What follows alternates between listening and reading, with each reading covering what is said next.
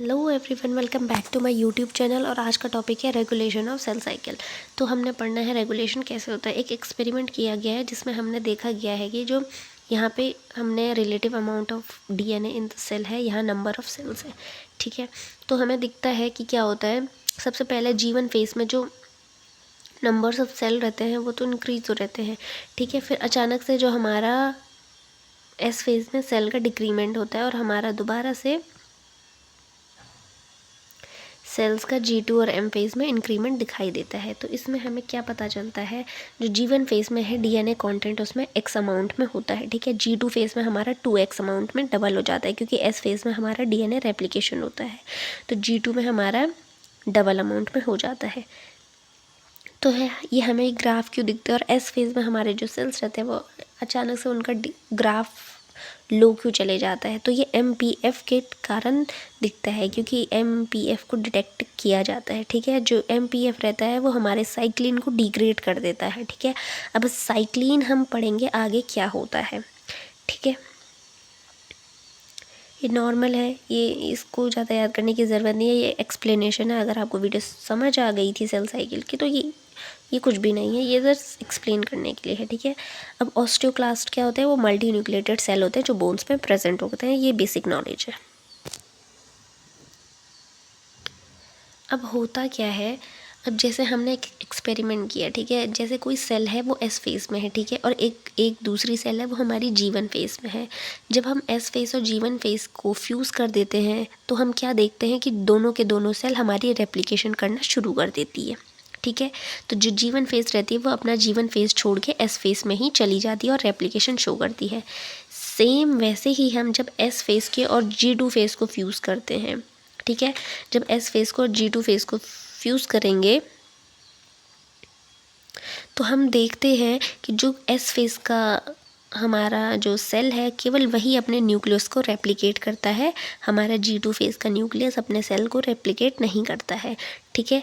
और जो S phase रहता है उसको हम चेक कैसे करते हैं, उसको हम चेक करने के लिए मान लो हमने कोई सेल डाल दी है, सेल ग्रोथ करने के लिए डाल दी है, तो उसको उसमें हमारी कितनी S फेज़ चल रही हैं उन सबको चेक करने के लिए हम डालते हैं 3H थाइमिडीन, ओके।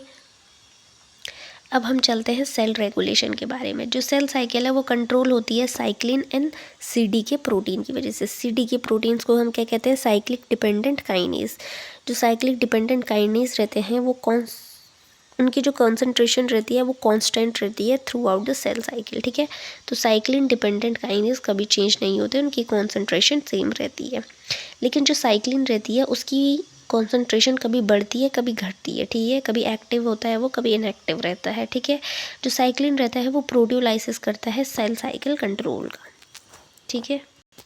अब जो CDK रहता है वो तभी एक्टिवेट होता है जब हमारा साइक्लिन प्रेजेंट रहता है, बिना साइक्लिन की प्रेजेंस में वो हमारा एक्टिव नहीं होता है। Before the cell proceed to mitosis DNA is replicated correctly, G2 check point आता है। जब सेल्स हमारा रेप्लिकेट हो गया और उसको M फेज़ में एंटर करना है तो उसके लिए हमारा G2 चेक पॉइंट होता है। जब G2 चेक पॉइंट से वो पास होगी तभी वो हमारे M फेज़ में एंटर करेगी, ठीक है। तो जो अमाउंट ऑफ साइक्लिन रहता है वो हमारी होल प्रोसेस में, हमारी होल सेल साइकिल में उसका अमाउंट G1 में इंक्रीज़ होता है फिर घट जाता है, फिर S में इंक्रीज़ होता है दोबारा से घट जाता है, फिर G2 में इंक्रीज़ होता है फिर घटता है, और फिर दोबारा M फेज़ में हमारा इंक्रीज़ हो जाता है। जो साइक्लिन रहते हैं वो present throughout the cell cycle. Cyclin हमारे पूरी सेल साइकिल में प्रेजेंट रहते हैं, ठीक है। CDK जो होता है वो उसका ATP बाइंडिंग साइट होती है उसके पास, जो कि वो साइक्लिन को दिखाता है, ठीक है। जो कि उसने अभी क्लोज करी कि अभी ये इनएक्टिव फॉर्म में है, ये हमारा CDK है, CDK प्रोटीन है, ठीक है। तो इसके पास ATP बाइंडिंग साइट होती है जो ये एक्सपोज करता है साइक्लिन के लिए, तो ये अभी इसने छुपा रखी है, ठीक है। तो जैसे ही ये अपनी CDK ATP बाइंडिंग साइट को एक्सपोज कर देता है, साइक्लिन हमारा यहाँ पे अटैच हो जाता है और हमारे CDK को एक्टिव कर देता है, ठीक है। जो साइक्लिन रहता है वो इंश्योर करता है ये जो सेल साइकिल है उसका एग्जीक्यूशन अच्छे तरीके से, सही तरीके से हो, ठीक है। जो साइक्लिन रहता है वो हमारी throughout the cell cycle में प्रेजेंट रहता है, ये मैंने पढ़ लिया है। CDK का अमाउंट कभी डिक्रीज़ नहीं होता, वो सेम अमाउंट में पाया जाता है सेल साइकिल में। जो CDK रहता है वो enzyme that attach to phosphate group of other proteins. CDK वो एंजाइम है जो अटैच करता है फॉस्फेट ग्रुप, जो दूसरे प्रोटीन्स रहते हैं उसके फॉस्फेट ग्रुप से अटैच होता है, जो CDK रहता है। ठीक है। अब जब G2 रहता है, वो G2 जब हमारे M फेस में जाता है, ये बहुत ही इंपॉर्टेंट है इसलिए मैंने अलग से लिखा है।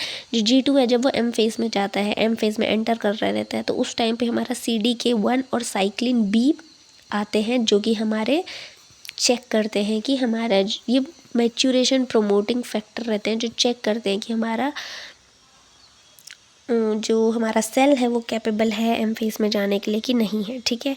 तो इसके लिए हमारे CDK और साइक्लिन B आते हैं। अब हमारे कुछ फैक्टर्स होते हैं जीवन के टाइम पे, जब जीवन चलता है तो उस टाइम पे साइक्लिन D आता है और CDK 4-6 आते हैं। जब हमारा जीवन एंड में चल रहा रहता है और S फेज स्टार्टिंग होती है तो हमारे CDK E आता है और हमारा CDK 2 आता है। ठीक है। और साइक्लिन E आता है। फिर जब हमारा S फेज चल रहा होता है तो साइक्लिन A आता है और हमारा CDK 2 और 1 आते हैं। फिर जब हमारा M फेज चलता है, M फेज, तो उस टाइम पे हमारा साइक्लिन B आता है और हमारा CDK 1 आता है। तो ये बहुत ही इंपॉर्टेंट है, इसको आपको याद रखना है। और जो CDK B और CDK 1 और हमारा साइक्लिन B होते हैं, ये माइटोटिक स्पिंडल फाइबर्स की फॉर्मेशन में भी हेल्प करते हैं। तो यही था सेल साइकिल रेगुलेशन। दैट्स